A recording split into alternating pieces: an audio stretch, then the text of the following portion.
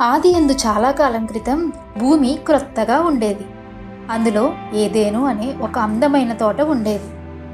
అది రంగురంగుల పూలతో, రుచికరమైన పండ్లతో మరియు పక్షుల కిలకరింపులతో కలకల్లాడుతూ ఉండేది. ఆ తోటలో దేవుడు మొదట మనుష్యుడైన ఆదాము మరియు అవ్వలను సృష్టించాడు. తోటలో వారి జీవితం ఆటపాటలతో అంతులేని ఆనందంతో సాగిపోయేది. ఆదాము అవ్వలు జంతువులతో మాట్లాడుతూ అద్భుతమైన చెట్ల నీడలో విశ్రాంతి తీసుకుంటూ తీయని పండ్లను తింటూ ఉండేవారు. ఆ తోటలోని లెక్కలేనన్ని చెట్లలో ఒకటి ప్రత్యేకంగా ఉండేది. అది మంచి చెడుల జ్ఞానమును తెలియజేసే వృక్షం. దేవుడు ఆదాము అవ్వలకు ఒకే ఒక ఆజ్ఞ ఇచ్చాడు: ఈ చెట్టు యొక్క ఫలాలను మీరు తినకూడదు అని. ఒకరోజు అవ్వమ్మ తోటలో తిరుగుతున్నప్పుడు ఒక యుక్తిగల సర్పము అవ్వమ్మ దగ్గరికి వచ్చింది. ఇది సాధారణ సర్పం కాదు, ఎందుకంటే అది మాట్లాడగలదు మరియు దేవుడు సృష్టించిన జంతువుల్లో తెలివైనది కూడా.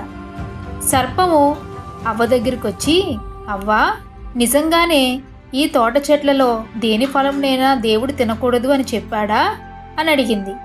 అందుకు అవ్వ, ఈ తోట చెట్ల ఫలాలను మేము తినవచ్చు, అయితే తోట మధ్యనున్న చెట్టు ఫలము తినవద్దు, అలాగే ముట్టకూడదు, లేకపోతే మేము చనిపోతామంట, అది దేవుడు చెప్పాడు అని సర్పంతో చెప్తుంది.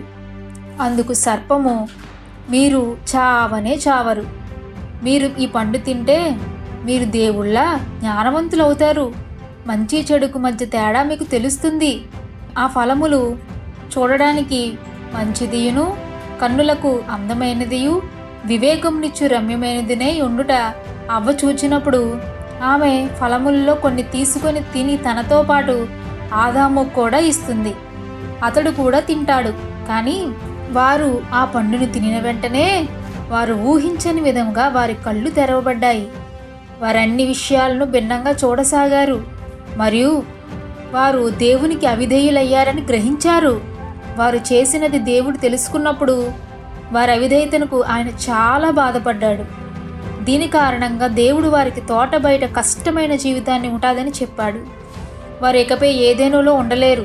తోటను వదిలి వెళ్ళడం వారికి కష్టంగా అనిపించింది. ఏదేను ద్వారాలు మూయబడ్డాయి మరియు మొదటిసారిగా వారు చాలా బాధను అనుభవించారు. ఏదేను వెలుపల ప్రపంచం కఠినంగా ఉంది.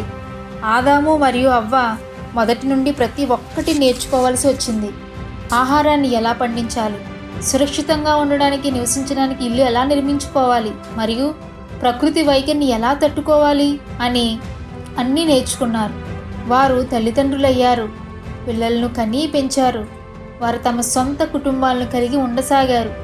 భూమి అంతటా వ్యాపించారు. వారు తమ పిల్లలకు ఏదైనా కథలను, మంచి విషయాలను ఎంపికలు చేసుకోవడం మరి యొక్క ప్రాముఖ్యతను మరియు ప్రేమించడం మరియు విధేయతను నేర్పించారు.